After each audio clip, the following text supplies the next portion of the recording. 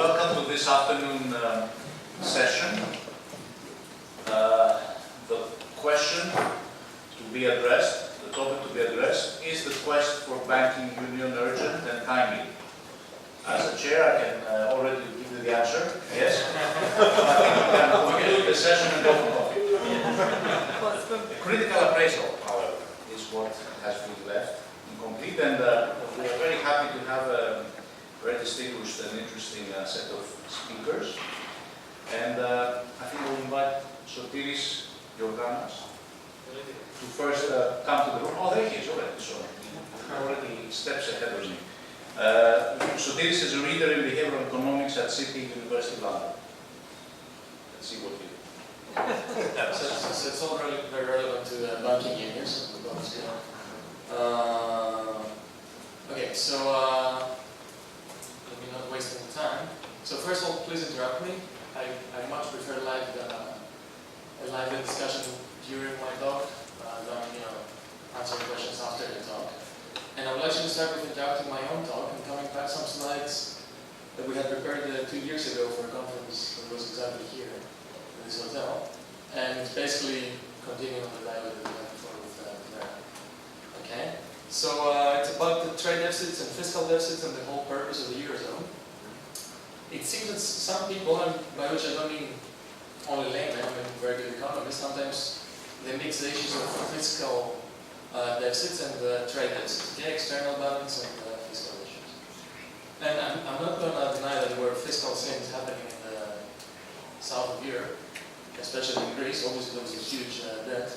But however, on the other side, trade deficits are not necessarily simple, okay? And here's a graph that you have seen probably a million times, and that's where people start using words like competitiveness. So that's a current account deficit over time in several countries in the Eurozone. And starting around 1980, it seems to be sort of in balance. And then, at the start of the European Monetary Union, there's an explosion, okay? So there's a huge imbalance starting right over there. And the question is not a sign of a huge incompatibility between the core and the periphery, because obviously Germany, which is at the core, has a very high surplus, other countries have a big deficit. And if you actually lump all these countries together, you find a very symmetric effect there. So basically Germany has an exploding surplus, and all the other countries of the south, including France. Actually, to be geographically precise, we should talk of the periphery. So Ireland is obviously not in the south, but I'm including it here, okay? So these countries have a very big deficit. Okay? The important thing is that Germany had a huge deficit during 10 years. Before him? Yeah. Exactly. So, and that's often forgotten in the whole thing. Exactly, and there's a reason for that. So that's what I'm going to talk about, sort of. So competitiveness, which most people, I guess, understand as a sustained trade deficit, in itself is not a goal. It's not an economic goal. We should never just be competitive. Let's remember what the goal of the European Monetary Union was. It was just to make people richer, right? It was to make Europe a richer continent. And keeping wages low does not lead to high incomes. I can prove this. I have a PhD, so I can show this. Here's something that's a bit more, here's something that's a bit more subtle. A Europe of German clones would not look like Germany right now. So you cannot replicate what Germany is doing right now. Why is that? Because of course Germany is keeping its wages low and can only do it as long as other people are keeping its exchange rate low. Right? So it's in a union with other countries, Greece and countries like Italy and so on. They're sort of keeping the euro low. So Germany can at the same time keep its wages low and not have the currency appreciate. Okay? If we had like 5 Germanys, what would happen is just immediately the euro will appreciate. Okay? So then the trade surplus of Germany will just vanish. Okay? So it seems that's sort of a remark that I'm not sure I can prove, but it seems that Germans were too obsessed with price stability and export-wise label to understand that they're not actually going towards higher incomes, they're just becoming the biggest champion in exports on the planet, which in itself is useless. Okay? So how does this connect with market integration? We saw a very nice graph before that showed that there was increasing market integration in Europe. It was just collapsed at the beginning of the crisis. So what does it mean? What does market integration mean? It means we have capital transfers from countries that had a lot of it to countries that had less of it. Okay? So this means that there were massive inflows into the periphery, and this means this country had a capital account surplus. Okay, that's pretty clear. The next step is also clear by an accounting identity. So that's an identity, it's not a theory, it's an identity. The capital account surplus for these countries means that they should have a current account deficit. Okay, so they would have a trade deficit. There was no way around this. Okay? That's why I was talking about the causality before, because the causality here. I don't see that we have said anything different up until No. That's, I hope we agree. So holding the positive capital account constant due to market integration, for example, a country will always have a trade deficit, but that does not depend on how competitive, in a sense, this country is, or how good it is in producing attractive products or something like that. Okay. And here's a very small Mickey Mouse version of the model. So let's take a planet that we call asymmetria. Let's fill it with very rational people. So they have perfect foresight, they do everything correctly according to standard textbook. There's no government here, so there's nobody messing things up by borrowing money and doing things like that. Okay? There's just two countries, they have the same population, they're identical, they're divided by a river, they're identical in everything except for capital. So one country has more capital than the other. And a way to think of this is not that you have lazy Greeks and productive Germans, which just have two Germanies. Okay, one Germany is at a later point of time, so it has more capital. Okay? Obviously, the one country will have less capital, so the interest rates will be higher. So what happens if you build a bridge between the two countries? Well, the capital will flow from the low interest country to the high interest country. Okay? That's all very, very simple up to now. And what happens with all kinds of economic variables when you do this? I don't have a cursor.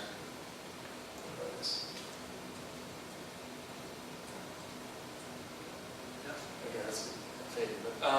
So what I want to concentrate on is basically the third, and the fourth panel over there. Okay. So what happens is that national income will converge, which is what we're talking about, what we actually want to have. What is the nice graph here is the current account graph over there.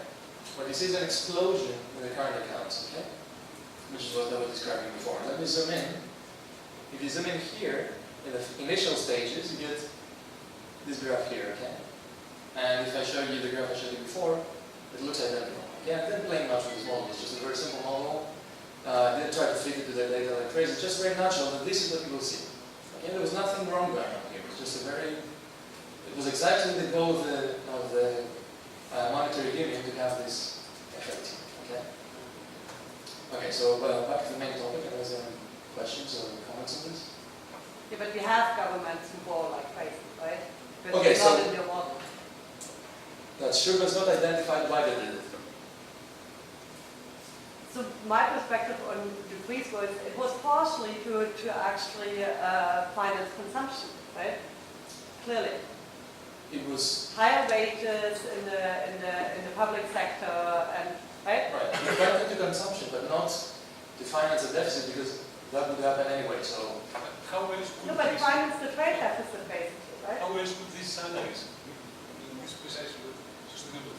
If there is a huge increase in public sector employment, if there is a huge increase in public sector employment, salaries, etc., and there is no corresponding increase in taxation, it has to be funded somehow.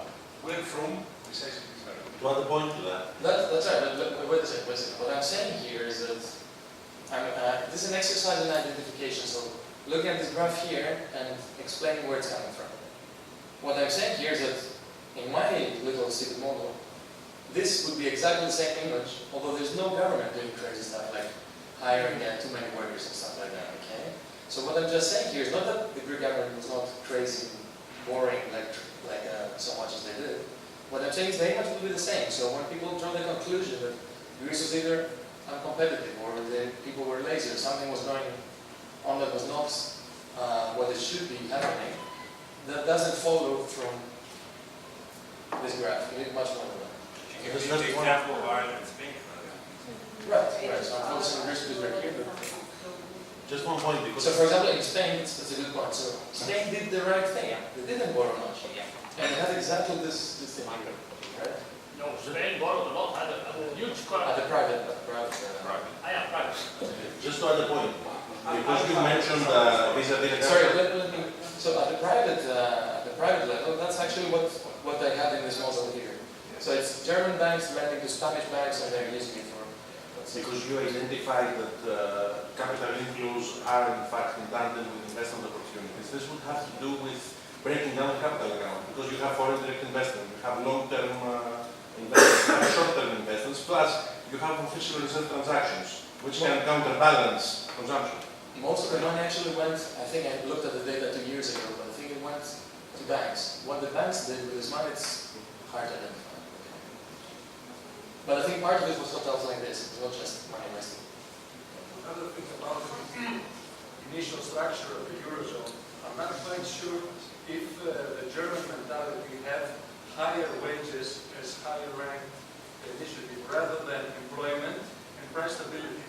When I spoke with people from the Bundesbank, they were saying, look, we have been having huge unemployment for too many years, we don't care about incomes now. So it could be the case that they were caring about other things.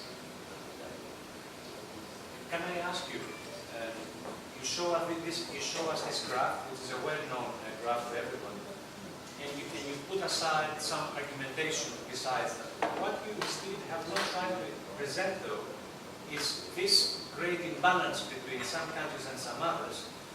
What is actually happening there? Because you talk about some issues related to this, but not really for this particular thing, because this is an imbalance between imports and exports, right?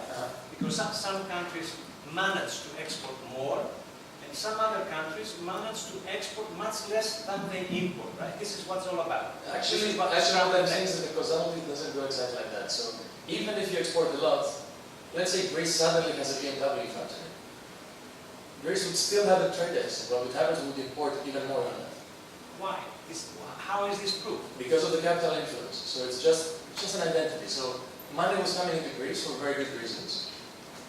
And this money coming in means that Greece needed to have a trade deficit. This graph does not say that money was coming into the country. This graph says that if you compare some countries with some others, some countries, the ones that are on one side, were exporting much more than they were importing. And you're right, I didn't show you the graph, but I could show you. So I could show you the capital accounts. It would be exactly It would the be reverse. It's an identity there. And if you look at it, it's basically, like I said, mostly banks, Greek banks, getting money from German banks, for example. Or French banks, many French banks. So your model basically says, okay, we are here, when we zoom in, and then it goes, so you're basically saying, if we had done nothing, we could have just moved back towards the trade balance. But we had a crash, right? So it's a deeper conversation here, but if there was no... we wouldn't have this conversation if we didn't have the crash. If there was no perceived risk of the Eurozone is going to break up and all kinds of things happening, then we would be continuing towards something. Which is the story that's happening. That's not necessarily what I believe, right? So You don't if believe your the model rest of tells us we would just move back, right? But your model makes specific assumptions about and so on. So it's not necessary that this is actually, so you recovered the first part, but it's not necessary that your model also, would have predicted the future correctly if we had. That's a very nice point, and I wish I had the following data. Florida data, exactly these graphs for Florida in 1960. And I bet what you would see is the rest of it. But you don't. Have you ever, did you try to sort of recover the last bit, yeah. to look at a case in which time has been left to kind of allow the full trajectory model to work? Because at this point what we could understand is that reality stops at time at T7 or 3 or whatever. Yeah. Is there any case in which you would test the model throughout the whole trajectory? Florida, but like I said, I'm not sure it's easy to get the data. So, but we know the result. Florida never had a bankruptcy or default. And now it's a rich state. But Florida has a well-known federation you can rely on. It becomes complicated, right? No, it becomes the difference between the European Union and the global federation. The European Union, up to the Eurozone crisis, even more after the Eurozone crisis, never claimed to be a federation. I mean, this is not a detail. This is very fundamental in the broader conceptual framework under which you view the Eurozone crisis. You assume that an accumulated net foreign debt in many of the countries of the periphery is immaterial. But when this net foreign debt reaches a point where it's clear and sustainable, it stops being immaterial. The creditors on the other side start being concerned about it. And they're being concerned because they know that they haven't lended their money to a federal state. They've lended it to a sovereign state, which is part of the monetary union that does not have a proper economic and fiscal union. And that's where our problems are. So I'm claiming, but again, it's very, I don't have the data to show that. But I'm claiming that what you would need is, you don't need the government, you don't need the fiscal union. The only thing you would need is the government not being crazy, so not running huge debts like they did in Greece. And then it would still be working. So if it was only private debt, banks didn't have a problem with each other. Repayment in Greece before the crisis was actually pretty good. So But we had people were the repaying their Asian crisis where banks, it was a private debt crisis and it crashed through because of the private debt and because they were running into the same kind of problems, right? Creditors did not believe in their ability to repay the credits anymore. It's a nice conversation. I'm willing to sacrifice the rest of my slides. As the chair can rush to your day, because you very generously offered to have everyone interrupt your presentation, and this is the result. No, okay, let's do this afterwards. Just one thing about Asia, just one thing.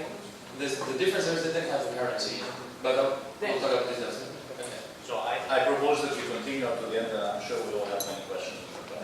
Okay, so we'll basically skip many of the slides that I have for laymen because obviously everybody knows all these things here. So what's a banking union? It's analogous to the fiscal union for the banking sector. What does it mean? Well, basically it means that you need centralized regulation and supervision of all financial institutions, all relevant institutions in the currency area. So it's basically means great power for Frankfurt, or as I just found out, some power for London and Paris too. And as we know, with this great power should come great responsibility. So, so you have a single regulator, that's the power side. The responsibility for me, it obviously follows that they should also be the ones giving the money in times of crisis, right? So that's their responsibility. Since they have the power, they should also be responsible for bailing out banks and stuff like that, which has not happened. Okay? So there are two major and interrelated issues that are hindering this banking union, and in general make the system unstable. First of all, that people, I don't mean people in this room, but people outside. Even in this room. Actually, I don't like banks at all.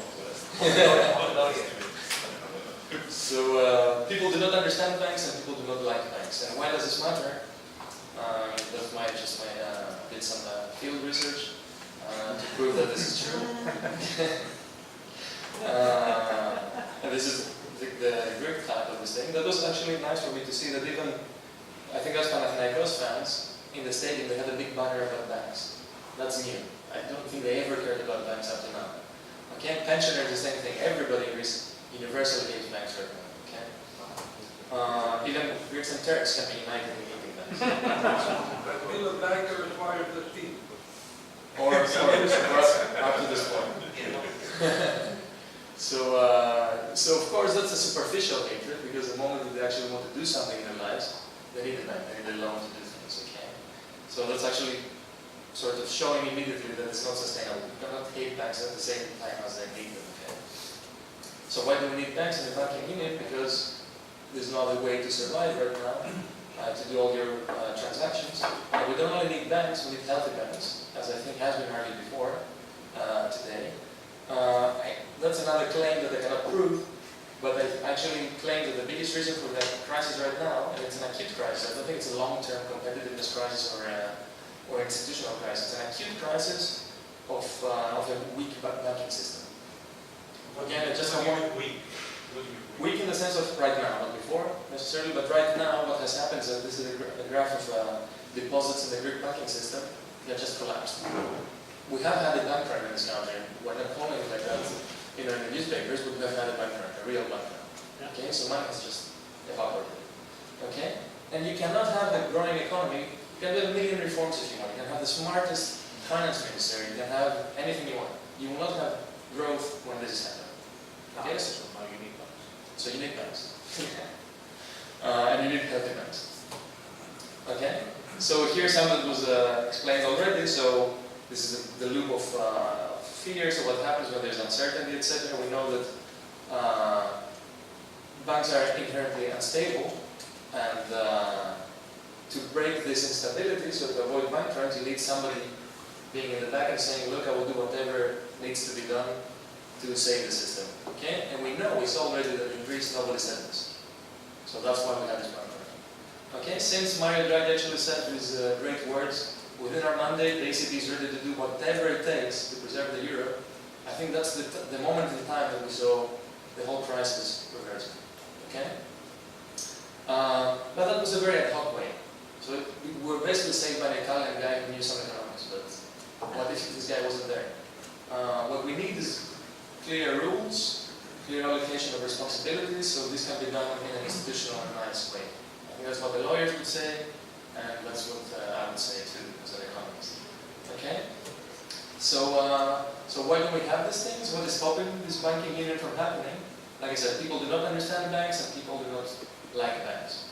And I will focus now on financial illiteracy as a huge issue here. Financial literacy is low everywhere in the world. Most people don't know anything about finance.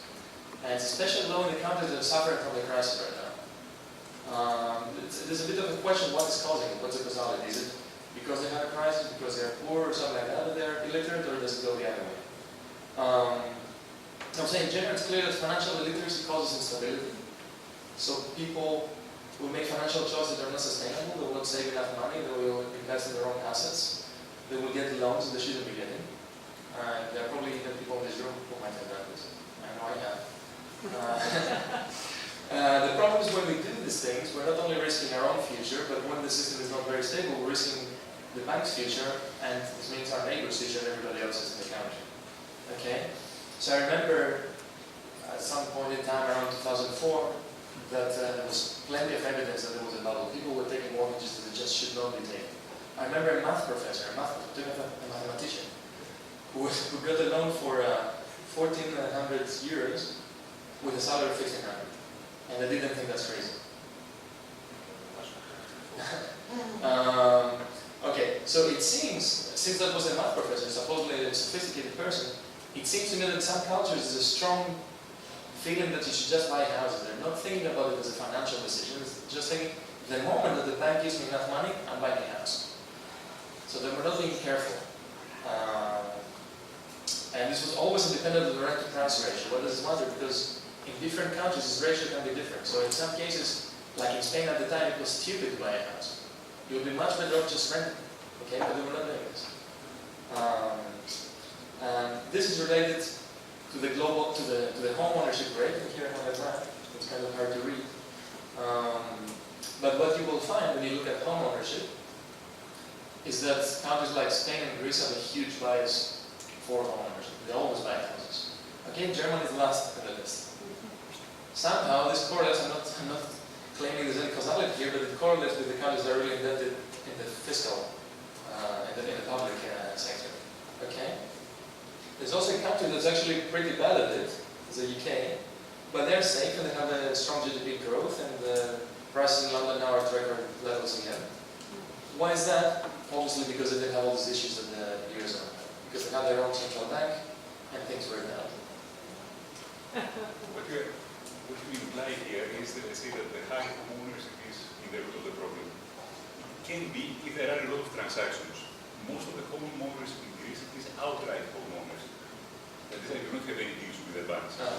This is what matters. And this is something that differs considerably across European countries. If, according to this criterion, Greece would have been very much down the ladder, the Netherlands would be the top one. But there, in these countries, this plays a lot of problem. So I guess you're talking about speculation in a sense. No, speculating. in order to be affected directly through a mortgage kind of a crisis. So it's either mobility or speculation that you're buying and selling all the time. You might have, let's say, in a country 100% home ownership, however, only one homeowner on mortgage. Mortgage crisis will not have a great impact. Right. So I'm using this mostly as an indication that there's financial illiteracy, so that people are making mistakes. It's not clear that this is the cause of the crisis.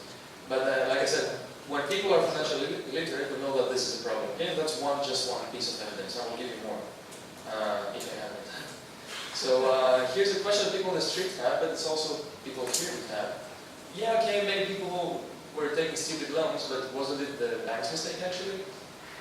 Well, in a moral sense, I'm not going to talk about this now, and it's really relevant in the middle of the crisis. We actually have a project with a philosopher to actually find out how to weigh moral and economic efficiency arguments, but I'm not going to do this now. Sorry, but I want to argue that this is a legal obligation, it's not a moral. It's not a moral obligation, it's a legal obligation. They have obligations to check that their asset is safe. I wouldn't give you a loan if I'm a bank. I have to check your I would only, my only answer to this. Even beyond the regulation. My only answer to this, as an economist, I allow for criminality, I don't care, as long as it's economically efficient or moral. But it's not economically efficient. Sorry, but the point here is that these laws are actually coming from a moral and an economic argument. So we all agree on this. It's incentives for bank management. Who is analyzing? If a loan will be repaid, the bank manager, and if the incentives are wrong, he can tell us the loan is correct. I get my fee. The incentives were wrong. There are many issues there. But again, I'm trying not to talk about all these issues now. What I'm going to say is that even if the banks were perfect, and even if bank regulation is good, which there are people here trying to do, and I really am very happy for this, there's still a very deep asymmetry in information. So only people who get the loans themselves actually know what they will do in the future. They know whether they want to be unemployed, they know whether they actually want to work like crazy, they know everything. Banks cannot know this yet, unless we have a dictator controlling everything, a big brother in every room, who will never know, okay? So we need people to be financially literate to make their own decisions. That's what I'm pointing out again. So it matters if people are financially literate. And because I'm talking about this a lot, here's an example of what it means to be able to do some proper finance. So here's the two questions. Do you prefer €1 now, or €1.01 tomorrow? Again, I really mean tomorrow. Then there's a second question. Do you prefer 1 year and 100 days, or do you prefer 1 year and 1 cent in 101 days? And I leave this to the lawyers to actually tell me that this is not a very obvious fallacy here. So most people, most of my students will say, well, I prefer the euro now. I will not wait for the 1 cent tomorrow. But when they compare between 100 days and 101, they will just get the 1 year and 1 cent. Okay? That's wrong. That's really wrong. That's what we call, so rational people can choose one of the two, A or B, but they always have to choose the same, okay? If you have the same discount rate at every time, right? Okay, I will talk about it. So let's start by something that everybody knows, I guess, here, but preferring something now instead of the future is not irrational, strictly speaking. It actually follows from the fact that we are mortal. So economics will allow that the value of 1 year tomorrow can be less than 1, okay? So there will be some number delta. But there still has to be some structure to what you can and you cannot do. And that's time consistency, okay? So the ratio, this delta, has to be the same in these two time periods. That's just time consistency. It means that yourself now and yourself in the future has similar preferences. Of course, if people are changing like crazy all the time, you cannot hold them rational. Okay? So why does this matter? Well, let me say this first. So it's true that you can have a delta smaller than 1, so that's fine, and most economists don't disagree. Sometimes it's also too extreme, so you can also have a bias in having a very low delta. And here's a very nice experiment. So that's a famous experiment in psychology, and we discovered it 30 years later. So a child was offered the choice between one small reward, let's say marshmallow, which is this small thing over there, right now, or 2 small rewards if the kid is waiting until you come back. So you put it in a room, you just leave the marshmallow there, you say, I will be back in 15 minutes. If it's still there, I will give you another one. Okay, it's a very simple experiment. And you could claim that people are extremely impatient and that maybe they really prefer to have the one now instead of the 2 in 15 minutes. But that would contradict basic logic, okay? And actually, if you do this, and then you track these people over time, you find that the kids who were actually waiting, they had better educational attainment, better SAT scores, a better body mass index, and overall more success in life, okay? So it's good actually to be sort of patient. But this is about patience, not about personality. So my claim is, here you have to be consistent for sure, but even if this is not your only issue, even if you just have a very extreme delta, that's also a problem. So do you really think that people rational will choose to have one noun instead of 15 minutes? I think the claim in the psychology literature is that there's something wrong with the brains. It's not a conscious choice. So this has 2 minutes. Okay. Okay, no more questions for 2 minutes. You must take the 2 minutes from us, not from him. Unless you wait until tomorrow and you will have 4 minutes. So, I will not wait. So, how literate or unbiased are we? So there's a paper by my co-author actually, where they tried it with teenagers in Germany, and they had all these kind of questions, and they found that most teenagers get it wrong in Germany, which is supposedly counted as doing things right. Okay? And this present bias that they have can explain all sorts of crazy things that teenagers do, like smoking, risky behaviors, all kinds of things. Okay? The problem is that in some countries people never grow up. Okay? So in some countries, I don't know what countries would be, people smoke all the time. And then they have issues paying their bills and so on. Okay? What about adult data? I will actually skip this because I don't have Greece in here. But there is few data, so we don't have, the whole financial literacy thing is still a growing field, we don't have enough stuff. But it seems that it would go sort of the way you would think. So for the few countries that we have some data, it seems that Germans do not borrow to make ends meet. They just try to find another way. In other countries like Armenia, about half the people would borrow to make ends meet, which is sort of wrong. And I have more questions here that we will discuss. This was a nice one actually. There was a question: is money there just to be spent? Most Germans, or many Germans, disagreed with this, but no Armenian ever disagreed with just spending money like crazy. Okay. Okay. So the important question is here: we find differences in financial wisdom, and why are people like that? Well, one theory is that people are like that for the same reason that they don't know how to read, because nobody taught them. Okay. And there's in the PISA study of the OECD, there are very interesting literacy questions.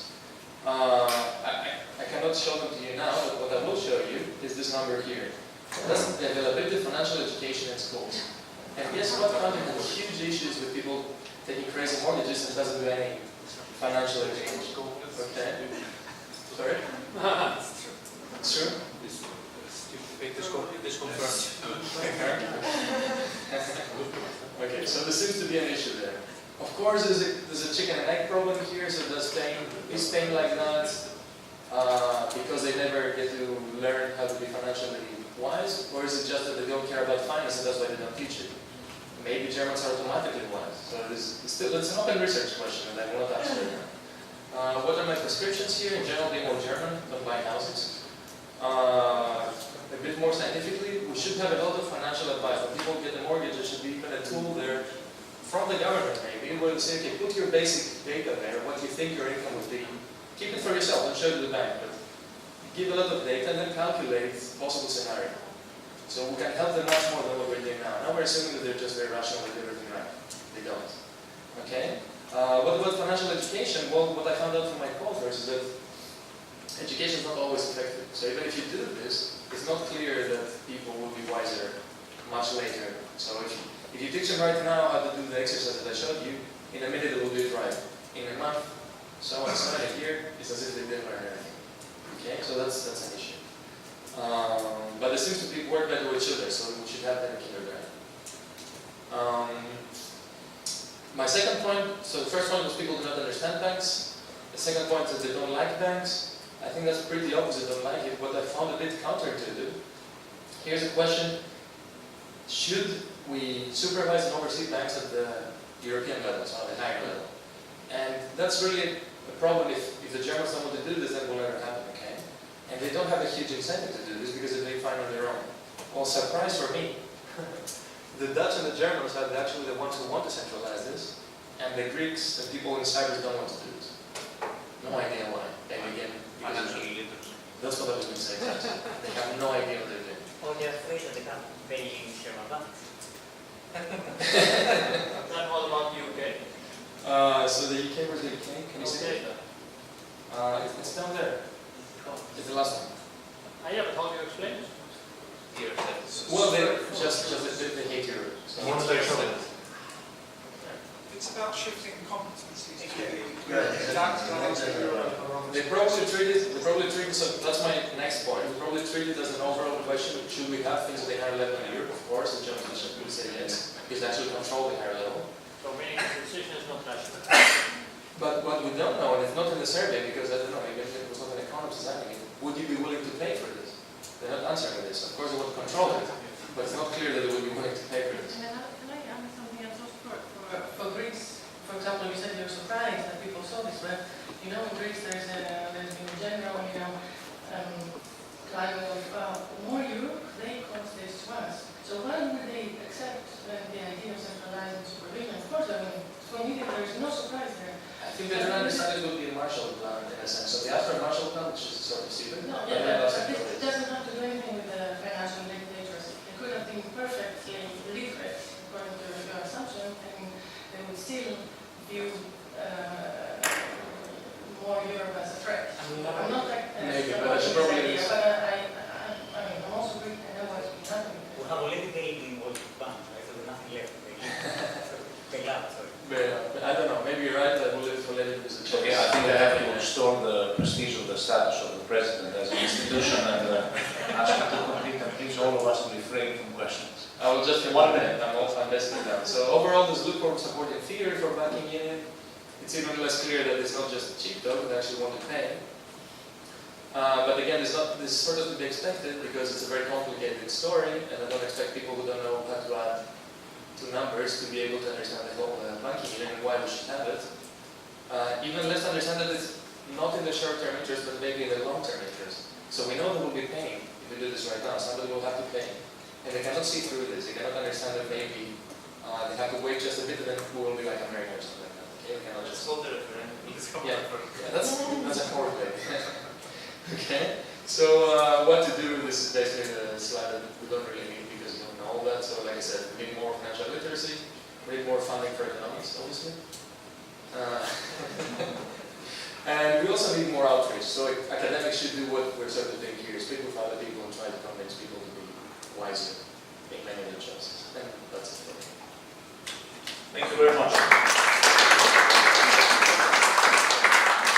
We can all agree this was not an uninteresting presentation. And I'd like to invite Dalvinder Singh to take the floor. And we will return to the traditional format of listening to the speaker and then asking the questions in the Q&A session.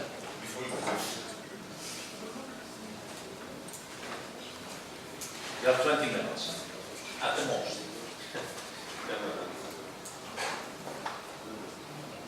Okay, thank you very much to the organisers for inviting me.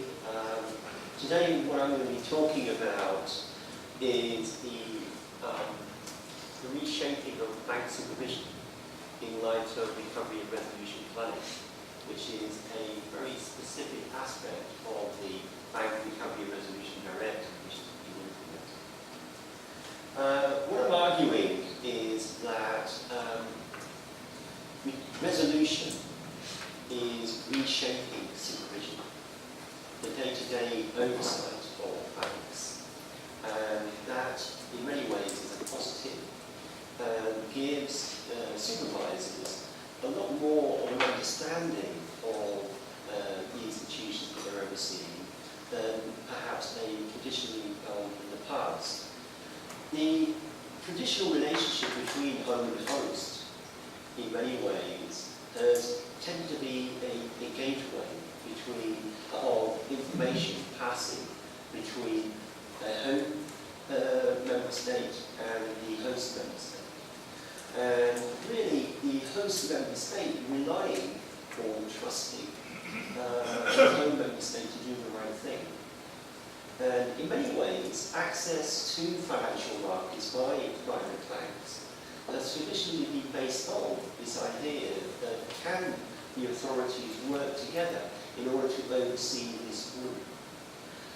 My point now, though, is that with recovery and resolution planning, which is part and parcel of the preparation side of bank recovery and resolution, we're seeing a more of a focus on resolution So the point here is that resolution is becoming an ex-ante aspect of the relationship rather than an ex-post-tail-end issue.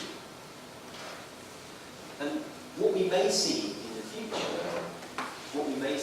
the future, is that access to markets is restricted when it comes to institutions that some authorities, some member states, some national authorities deem not resolvable.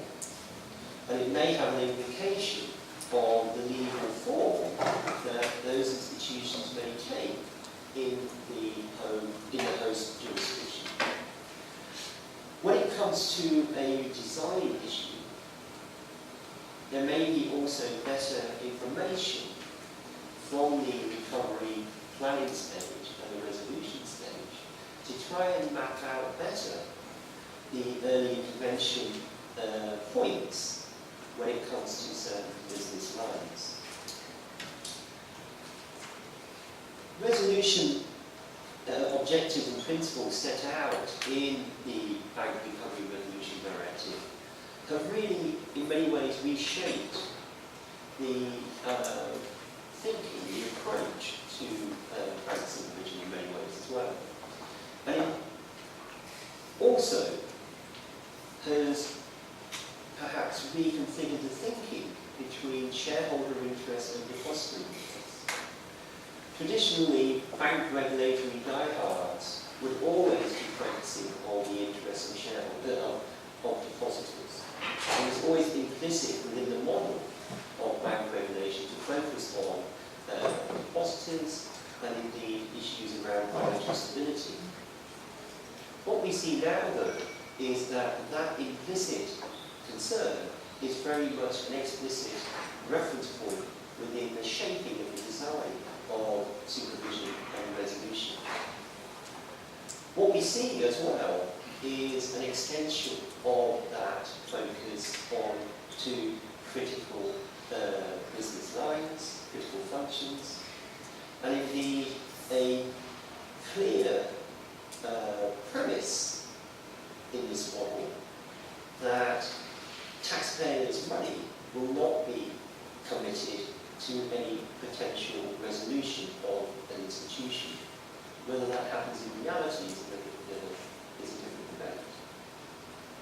The point here as well is that the alignment between shareholders and depositors has shifted. So we're seeing a more of an explicit focus on shareholders and indeed other creditors taking more responsibility, financial responsibility, in the process of resolving a distressed bank. When it comes to recovery and resolution planning under the BRRD, the process is split. In some countries, the process is essentially merged, notably the US, where essentially you see a process of resolution planning in terms of what is colloquially being referred to as living wills. What's interesting here, though, is that the ownership of the recovery plan is very much part and parcel with the firm. And that is a good thing, given that, as we've been discussing over the day's proceedings, there is a clear asymmetry of information between bank regulators and the firms in terms of the information.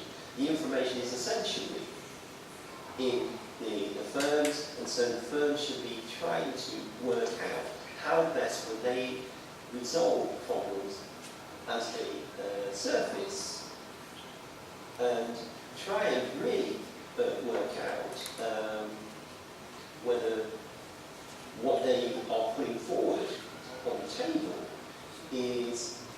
gives confidence to the supervisors that these are credible options that the bank can actually take if it was to experience distress.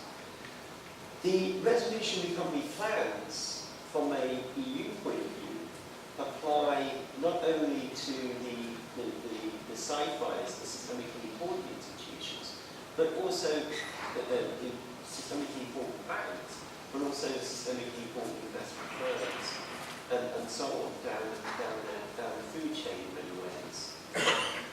What's interesting, though, is that the resolution techniques for commercial banking are far more advanced than they are for the other forms of business lines.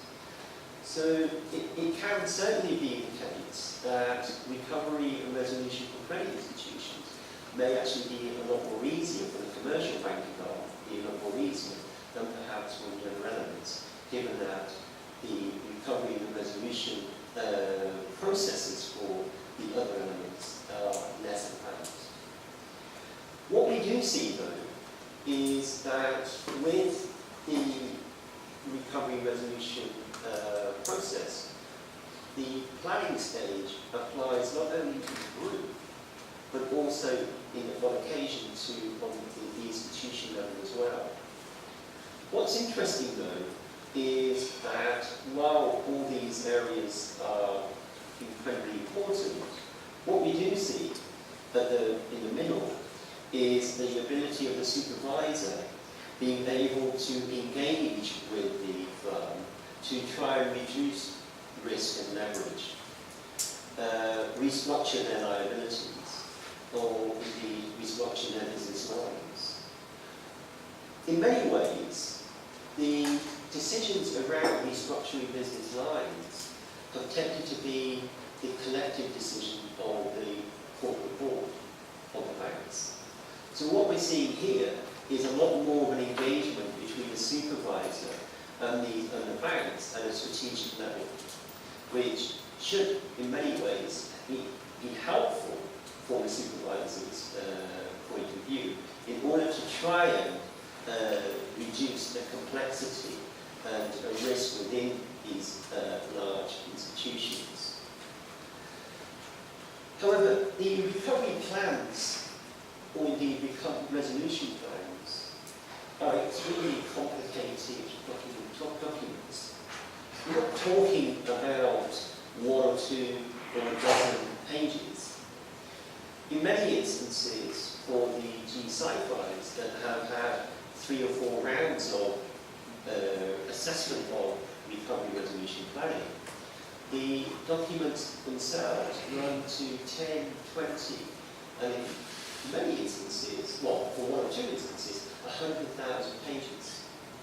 So to be able to reconcile that information about the various business lines within the time frame that is being put forward over a weekend is incredibly difficult.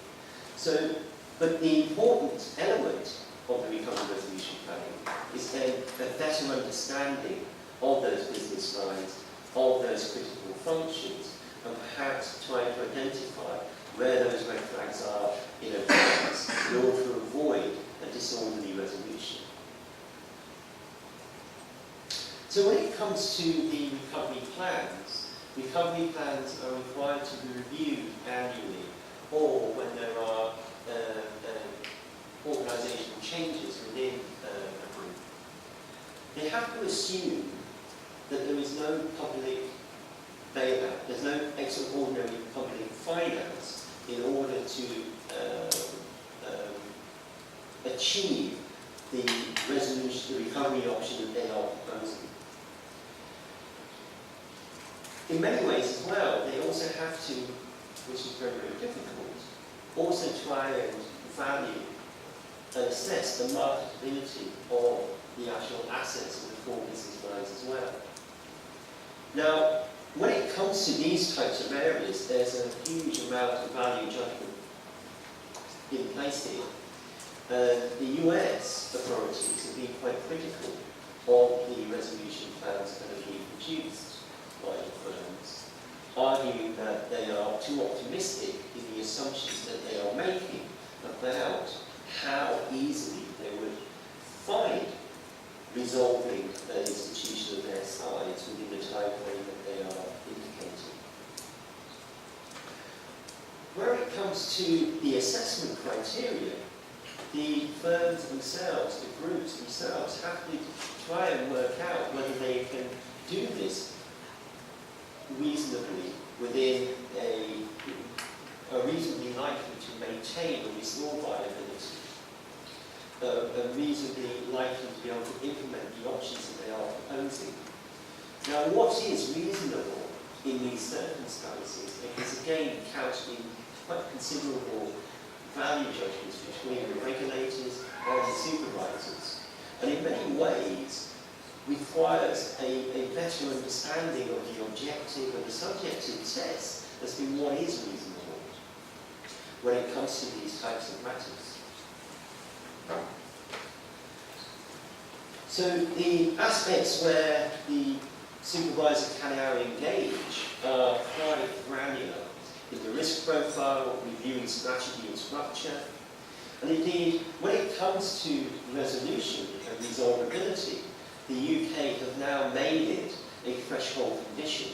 So if you were to apply to open a bank in the UK, for instance, or a financial firm in the UK, you now have to demonstrate to UK authorities that this institution is resolvable. When it comes to recovery planning, as I mentioned, the size and complexity of the actual documents themselves is immense, and may not, and perhaps may not necessarily assist in an orderly resolution if it was to come to that. So, what we do find, what you may find, is that the recovery plans themselves provide the firm with a considerable amount of discretion as to how they go about assessing the risk profile of the various business lines that they are involved in. It may,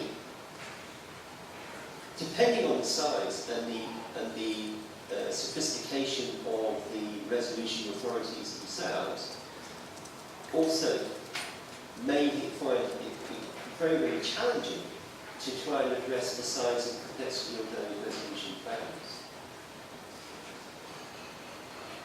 What we may find, though, on the resolution planning side is more information for the authorities to assist the supervisors as well. While the BRD seeks to separate the competent authorities jurisdiction from the resolution authority jurisdiction, the BRD in many ways also requires some form of cooperation between the two. And it's quite evident from reading the BRD that there has to be some kind of input once the resolution planning has been done, completed, for there to be some engagement between the competent authority and the resolution authority in order to address the complexity and the risk profile of the institutions that they are overseeing. So in many ways, you can't separate the two responsibilities when the institution is alive and when the institution is a going concern. What further evidence of the process of changing supervisory powers as well is quite evident when you look at the RRD as well and the powers of the resolution authority.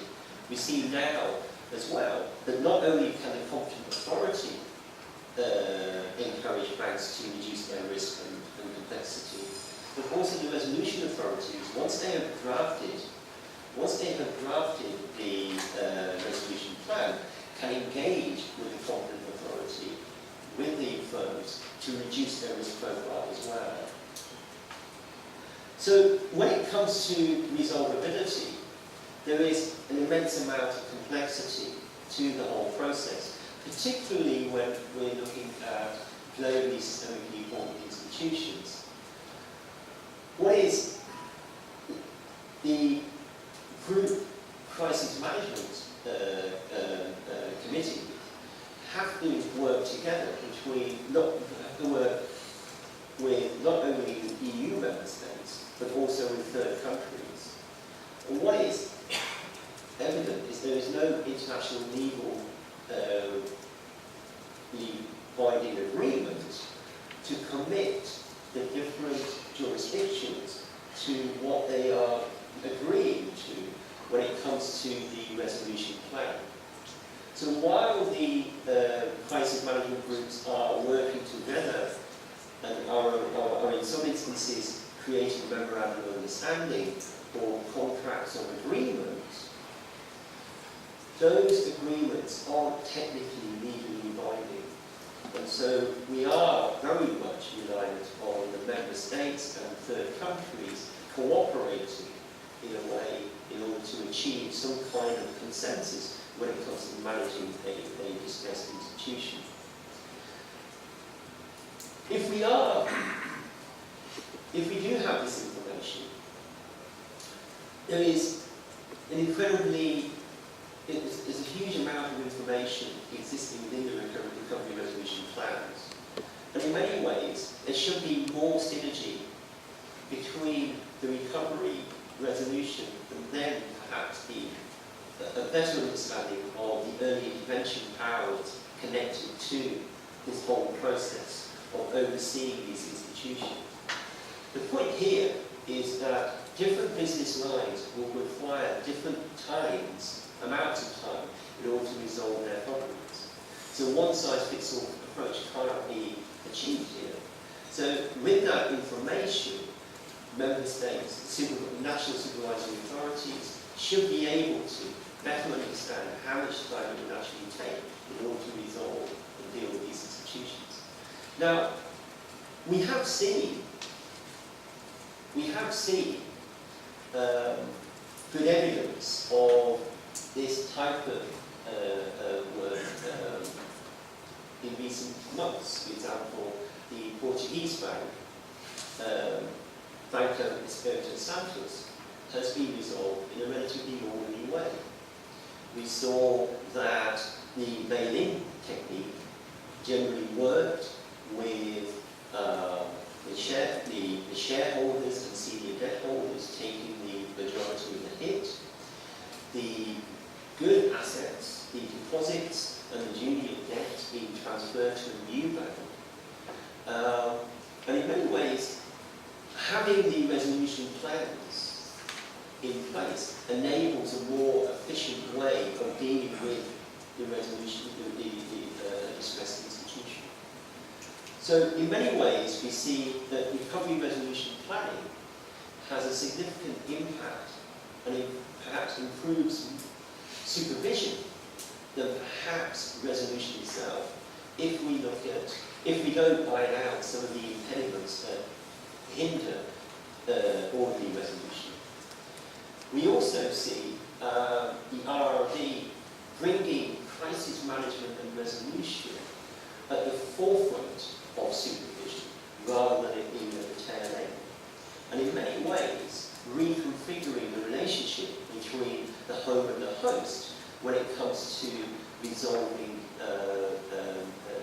cross-border matters. Thank you very much.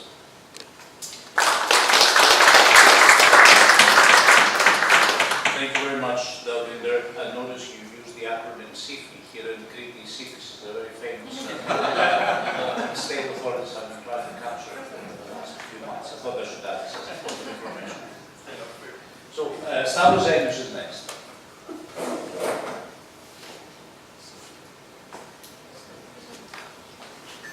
Okay.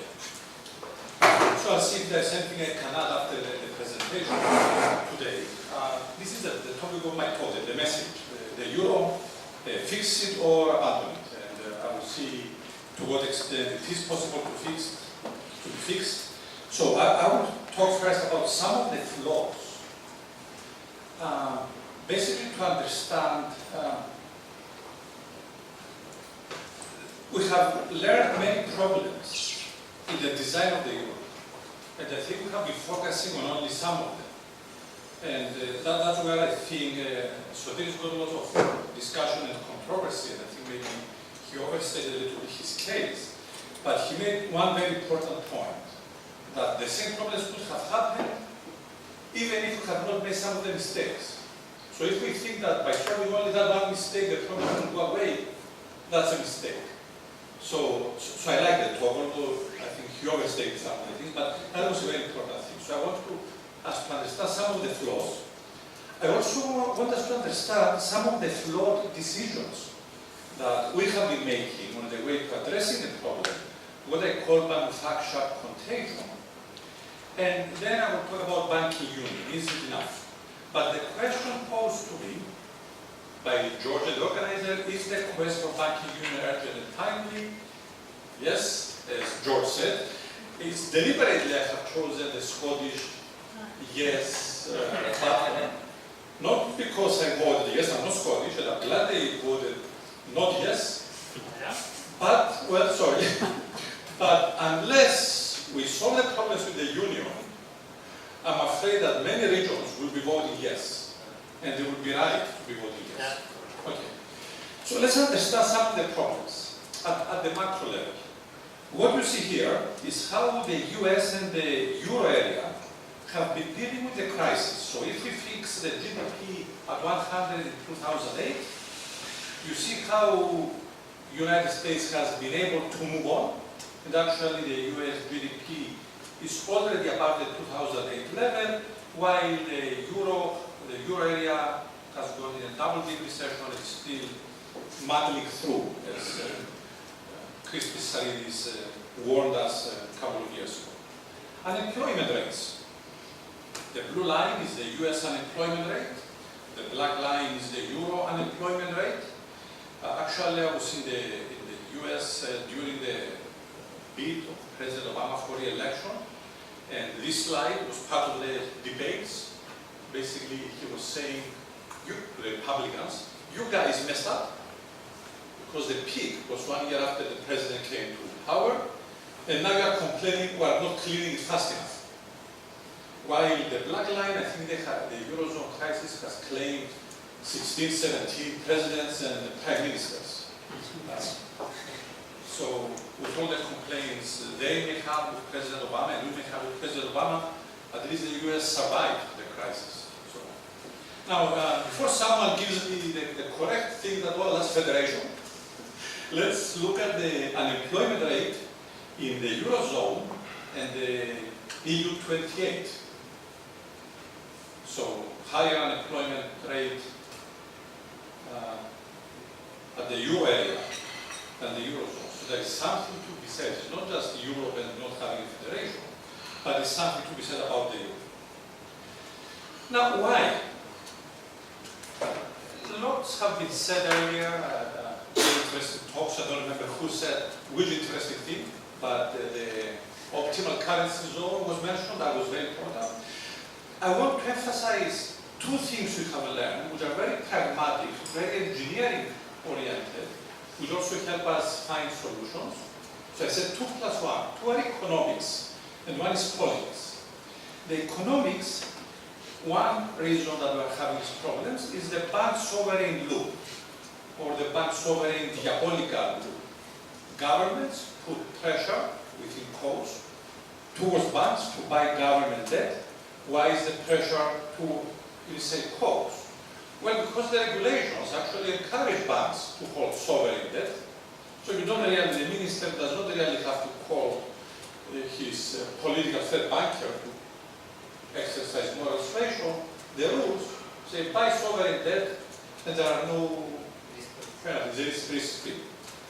Now, banks with sovereign concentration start appearing risky, so they need government assistance. In the meantime, the government has given its debt to the banks, and there is no lender of last resort. So now there is a loop. And again, someone mentioned it, which there is that there is no barrier to stop it. So there is no lender of last resort for the sovereign, and there is no mechanism for bank resolution. But mechanism for bank resolution, not how to do it, but also who is going to pay for it. So I agree when Sotiris said the Germans like it, because nobody told them they will have to pay for it. And the Cypriots do not like it, because last time someone else resolved our banks, they were not willing to pay for it. They resolve our banks, it's great. Now we will take your money, your money, your money. Okay. Now I will make a small parenthesis here, I've said earlier on. I'm a professor of finance and management science, so let me put my management science hat for 1 second. there is something in management called external locus of control, like who is to blame for your problems, who is to blame for your problems, and the external locus of control is someone else, is not me, and internal locus of control says I'm to blame for my problems. So as a Cypriot, I give speeches to Cypriot audience saying how we messed up. As a European, I'm giving audiences to European audiences saying how we at the European level messed up. So I don't want you to think that I'm standing here as a Cypriot complaining. If you want to hear about our mistakes, come to one of my talks in Cyprus. This is very important. Okay, so that's one economic problem. We have this diabolical loop. The other thing, which has to do primarily with sovereign debt and the currency union, once markets realize, that's where now the euro actually makes things worse. Once markets realize that the sovereign has a problem, or a potential problem, everybody's running for the exit. And now what do? They sell euros, they sell government bonds in Greece, and they take their money to Germany. So now Greece has a double problem, that the sovereign debt has been unloaded, and the currency leaves the country. As opposed to if you do not belong to a currency union, like what happens in England, where these are problems. You sell the gilts, money is in the country, everybody wants to take them out, and now the British pound is devalued, which has double positive effects for the economy. Increased competitiveness, one good thing for the economy, and second thing, some of the money stays bottled in. It's trapped now because if they leave, they have to live at the worst rate. So there is an automatic stabilizer, which we do not have in the case of Europe. So this is some interesting, very interesting paper by Paul de Grave. The third problem, which we have seen happening, and some economists fought against it, or one, is what I call it last night, manufactured contagion. Like we make decisions and we create contagion in the euro area. But before I explain the manufactured contagion, let me say how these two loops have been manifesting themselves differently in different countries, which goes back to the comment I had for Vera in the morning that I like her talk, except that it focuses too much on one thing. So maybe the most famous description of the crisis was by Leo Tolstoy, Anna Karenina opening lines. Happy families are all alike. Every unhappy family is unhappy in its own way. So we have many crises in Europe, and they are all different. So let's see some of them. What you see here at the top is the split of debt as percentage of GDP in all OECD economies. Households, non-financial corporations, financial corporations, governments. The total debt comes to about 330% of GDP, and is evenly split between these four agents. Which means that if one agent gets into trouble, and the other agent has to help them out, there is some margin to increase the debt of one agent. The government has margin to tax households, or the government has margin to borrow to save the banks, etc. Let's start from Greece. Look at the picture of Greece. Greek households and non-financial corporations and financial corporations had very low debt. The whole country had lower debt than the OECD average. However, Greece had an overloaded government sector. And debt is fragile for this. So that's where I disagree with you that nothing would have happened. It would have happened. Because if debt is too much, eventually you know it's fragile, so it would break. In the case of Greece, it happened because of the government, we all know that. But then because Greece was the first to have the problem, all the problems coming up later on, people assume it's the same thing. Something, corruption in the south or whatever. Look at Ireland. Ireland actually had one of the best, I think it was 32% when the crisis started was the Irish debt to GDP ratio. Overextended non-financial sector, which is what Sotiris had told us, if the government had not messed up. Someone else would have messed up. In this case, it was the banks, and it passed it on to the real estate, etc.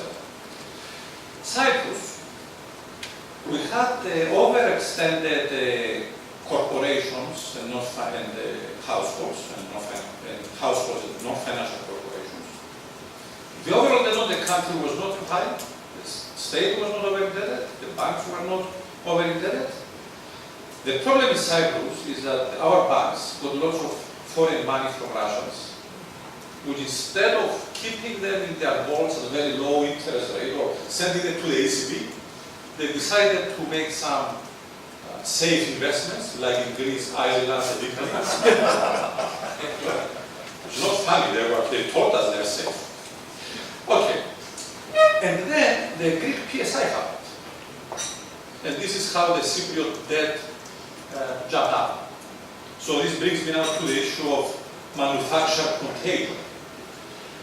One decision, October 2010 in Deauville, when Merkel Sarkozy decided on a no bailout for Greece, which introduced credit risk in what was considered safe government debt. Now, our ex-central banker, who was against this decision and the no bailout, and he was right to disagree, but in the local audience, I say, Mr. Central Banker, I agree with you on the theory, but someone else makes the decision. So as a central banker, you should have protected the local banking system in case there is. Also, it's important, we criticize the politicians for making this decision, Merkel, Sarkozy, but it's also in the treaty. It's Article 125 in the treaty. No government can assume the debt, etc. And then, March 16, we had another manufactured contagion decision when they decided the bail-in for Cyprus, and now they introduced credit risk in what were considered safe bank deposits.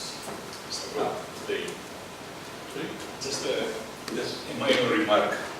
When Ireland requested to do exactly the same thing that happened to Cyprus, it was voted down and they were not allowed to do so. Yeah. Yes. Anything to say about double standards already? Well, it's interesting. It's whom do you bail in? The question is, who's bailing in?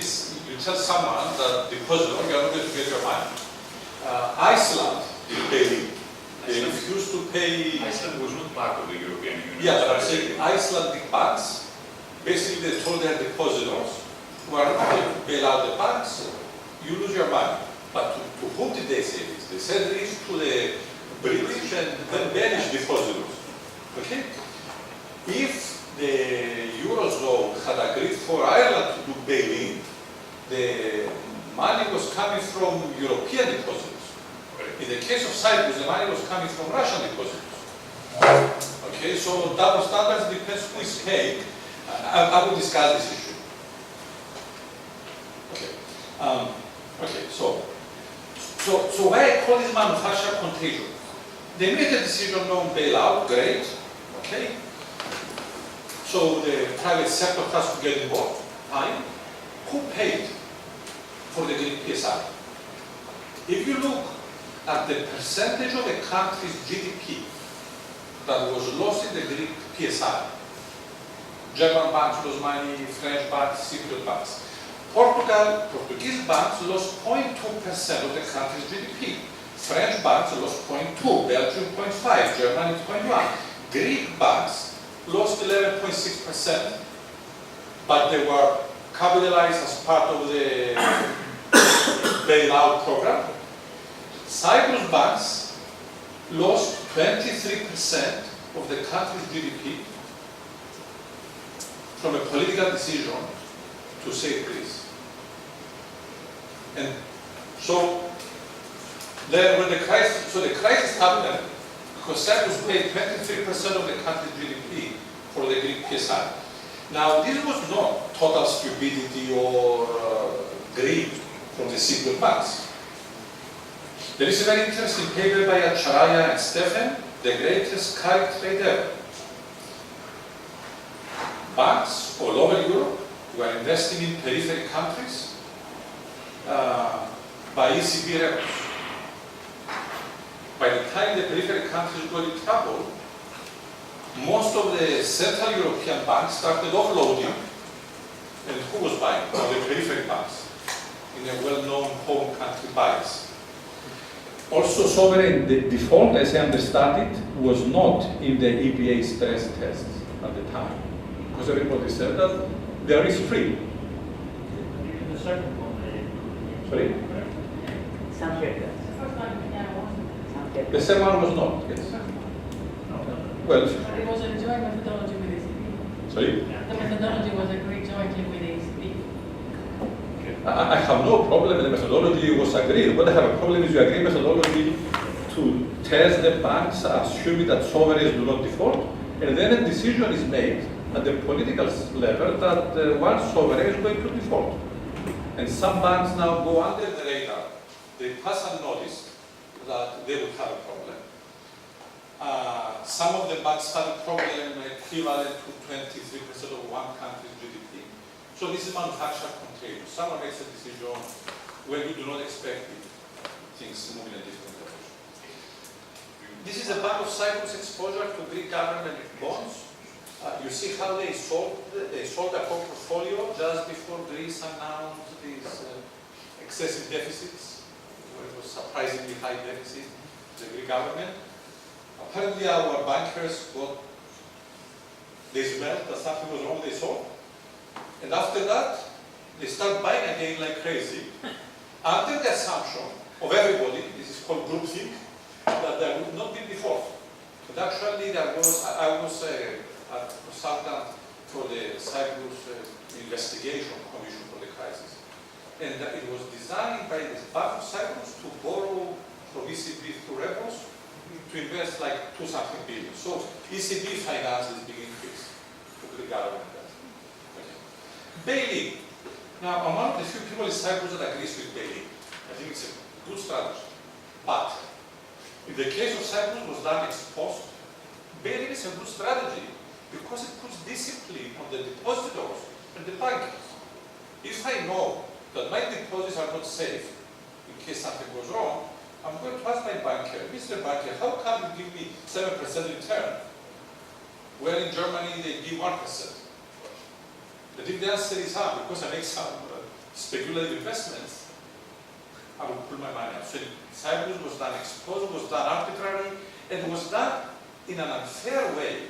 Not because I say so, because I want to complain, but because if you apply the International Institute of Finance standards for debt restructuring, for fair debt restructuring, and stable capital flows, which are there to guide restructuring, they were violated. So, to come to Professor Pagoulatos' question, in the case of Cyprus, it was bad politics in the way of good policy. So we haircut, money laundering, Russian oligarchs. And if you follow the reports, there was a lot of noise was created in Germany and all that. And I have to make a disclaimer, my wife is Russian. So my children, Russian oligarchs, laundering money. But I'm not going to appeal to your emotions. Data. Basel Institute of Governance. There is an anti-money laundering index. Cyprus has a higher rating than Holland and Germany. The higher you are on the index, the better off you are.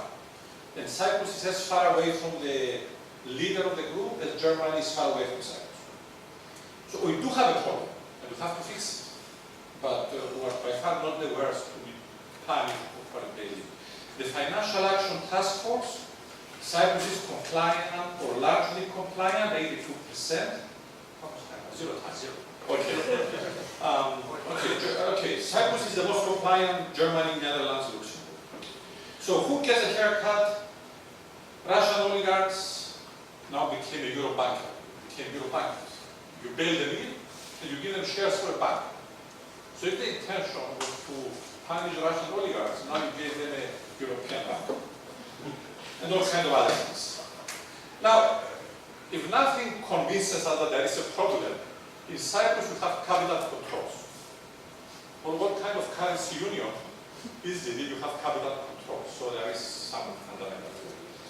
Plus massive legal problems. I will skip the why the bidding was unfair. I have a paper on that explaining. So how does a haircut look like? Well, this is what we think you get. Okay, maybe I should make one last comment. Whatever it takes, or as much as we can. We have seen the slide before about the Federal Reserve and ECB trying to build up their balance sheet, more normalized at 100.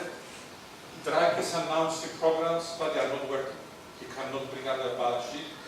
Actually, Carl Weller from University College Ireland had written a paper, Dublin, had written a paper explaining why TLTRO would not work. And 2 days ago, there was a paper by Bruegel explaining why it did not work. It is exactly the reasons Carl Weller has said. I think it was by us. It was one paper on our website on this. On Bruegel? On TLTRO. On the SEPS. I think it was, we had a new paper on this 3 days ago. Okay, I saw the Okay, so on the banking union, lots can be said about single supervisory mechanism, single resolution mechanism. If you carry me for 2 minutes, I just have a couple of more comments to make. The single resolution mechanism. This is the mother of organizational complexity. To resolve a bank, you have a 24-member single supervisory mechanism, you have a 24-member ECB governing council, 23-member single resolution mechanism board, and then the commission can object, and they start negotiations. But the board is only 6 people. Which board? Sorry. Of the single resolution mechanism. Okay, let me finish. So it's a very the SSM is complex like everything in Europe, but they are dealing with issues that we can take our time. SRM, you have to finish it from Friday until Monday. Single resolution fund, that's where we put our money where our mouth is. If we are going to do it, it has to be done right. Someone asked the question, is it enough? The FDIC, when it went down to $18 billion and they had a line of credit to the Treasury of $30 billion, they went to the Congress and extended a line of credit to $300 billion. So you need to have a backstop. And also, we start in 2016 and complete it by 2024. The Americans by 2018, they will be finished. Okay, there are some issues with debt. So the conclusion is, yes, it is high, but can we? Podemos, with a question mark. And because some discussions were made about cultural issues, someone put together a slide, that's my last slide, someone put together a slide about measuring the dispersion of various cultural factors in different groups. Starting on the left from the United Kingdom and its English-speaking offshoots, they are doing reasonably well. Somewhere in the middle, you have the former Soviet Union, which is not here anymore. Somewhere further out, you have the former Ottoman Empire. That's how dispersed it would have been. It's not there anymore. Somewhere towards the end, you have all the countries starting with M, like a random way how dispersed it could be. And the European monetary union, remember, is the last one. So you have more dispersion than if people had actually designed it random. So it's a big challenge. So thank you very much.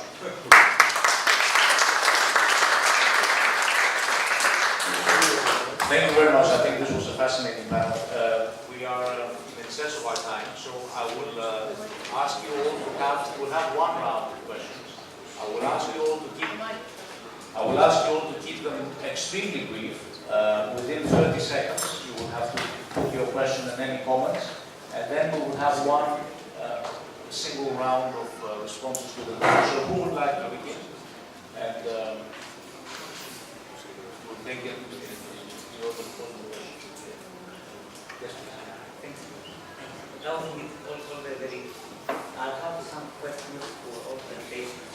I'll start from the first one. That doesn't deserve any more questions. This In fairness to the Very good. No, it's just, I mean, I found it a bit too negative of the whole home ownership idea. I think you are advocating a bit too strongly not by houses. And, I think there's also something more cultural, right? You have the southern countries or Western countries, you don't have a trust in the government. So what do you do? As a safety tool for bad times, you buy houses. So I'm not so sure that it's all about financial education. That is what I'm saying. Maybe there's something more about national resources. Apart from that, I'm really fully with you that behavioral bias are very important. I've worked on this when I was in the XA very closely, and I truly believe that we have to do something there. To the defense, also at the European Union level, there is a lot of things happening right now on this issue. I mean, we have the multi-disciplinary regulation, direct authority, and many other things to carry consumers on that one. Then, I don't know, I just wanted to go for the second presentation. Very, very simple question. I mean, you mentioned the Portuguese example. The work of Banco Espírito. Was really there the resolution or recovery plans used? I mean, I wonder, you gave it as a good example of how bailing can work. I don't know, it's agnostic to question whether actually the resolution and recovery plans actually work there. And then, finally, for the last question, it's a last presentation, just a comment. I mean, there, you pointed the way that the bailing in Greece had consequences on the banking sector in Cyprus. I just want to reiterate of how a bail-in of a very big bank at the EU level would have similar consequences on other domino type of effects. So I just wanted to provide it with my presentation whether bail-in is very credible for very big banks. Okay, thank you. Yes, please. I have a question for the first speaker, but let me make first a disclaimer. I don't have much respect for some kind of behavior in my own country, in Spain, that was present in your presentation. Having said that, I would like you to elaborate a little bit in your assumption about the behavior which is behind the second part of the presentation. At least, I had this discussion also with a friend of mine who's economist in the Bank of Spain, high level economist in Spain, and to your credit, he pointed forward the same explanation you're giving, namely that the problem is the lack of information, knowledge, or literacy of individuals. But my precise question is, how much do institutions framing knowledge play in your model? Because in Spain, people were buying houses because the information, the contextual environmental information given by economists and given by institutions said that A, the prices will go always up, B, it was a safe investment. Yes, the Bank of Spain never said anything against the bubble that was being built in Spain. You could say that it was because of political pressure, but they didn't. So knowledge was institutionally shaped. And that means that if you are a private individual acquiring information, that the quality of the information will be very much shaped by those institutions producing it. So rationality is contextually framed. You cannot assume that just by increasing literacy, people will act against the paradigmatic institutions that frame knowledge. Thank you very much. Other questions? One or two questions? Yes, please. Yes. To Sotiris, I'm not sure to what extent, I mean, it's more or less the same idea, but the idea of whether you kind of properly account for whatever other potential explanations instead of literacy. And the typical example here, I mean, the causality in the West would even go the other way around, right? Like you know, scarcity. The whole idea of actually, because of the situation, we are becoming illiterate. Poverty brings illiteracy rather than the other way around. And in more general, I mean, no one understands complex economic matters, not even in Germany. So I think trust is probably more, the idea there is that you have to delegate these competencies and these functions to some institutions. And then it's all a matter of how much you are willing to do so, and willing to wait until your trajectory actually works out. Because it's a matter of rather than being necessarily rational of how long-sighted you can be, or patient maybe you can be, but with your own institutions, which might be a function of you, of how much you actually are patient as a person, idiosyncratically, but also the institution themselves. Thank you, Leah. I see no other questions, so I think we can move to the three panelists, starting from Sotiris. Please, everyone, keep your responses very brief, within 2 minutes, if possible. Okay, so, okay, very briefly. So, about the safest houses, when governments are not to be trusted, should we buy houses? Well, actually, the current government right now is screwing every homeowner in Greece. So, if you cannot trust a Greek government, then you should put your money somewhere else. It's very dangerous that Greeks are putting all their money in one country, in one asset class. So that's, I mean, I understand that they didn't trust the government, they could do other things in Greece, but they could have done something smarter than that. Okay, about the Bank of Spain, you could warn people, I don't know. But like, people say that the Bank of Spain was working pretty well. I don't know if, I mean, you know, central bankers cannot warn of bubbles. I mean, it's pretty well. The West institutions say that the Spanish banks were rock solid.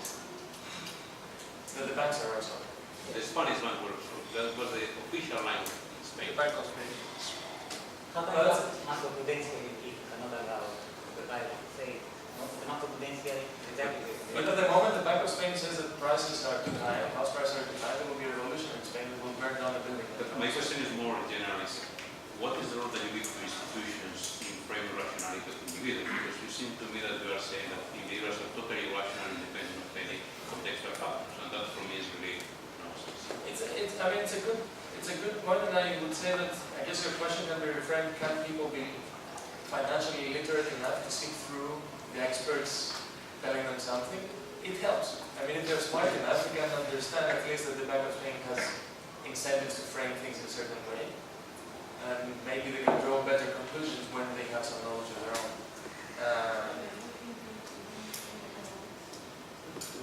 And that's sort of an answer to Elias too. So, should you know, sometimes you should delegate complex issues to experts.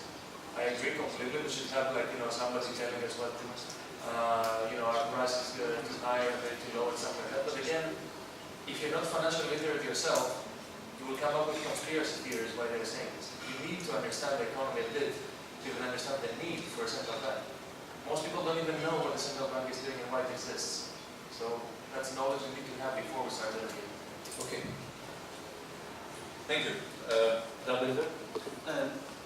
The Bank Recovery and Resolution Directive was only implemented in June, adopted in June, so many jurisdictions may not necessarily have the powers to ask their banks to design recovery resolution plans. So I need to find out how much information, but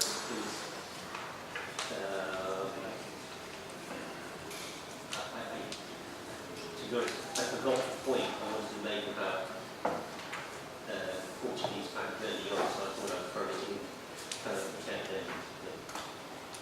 I think they made some point that more understanding of the banks, more understanding of potential red flags enables the authorities to work out and assist the banks in the normal resolutions. I think that's what the recovery resolution plans do. Okay, thank you very much. Stavros? Well, you can still do that, actually. It's fine, I think it's enough. Okay, so thank you very much all. I think we give a couple of announcements, right? So we're reconvening tomorrow at 9 a.m. Dinner is actually being served at 11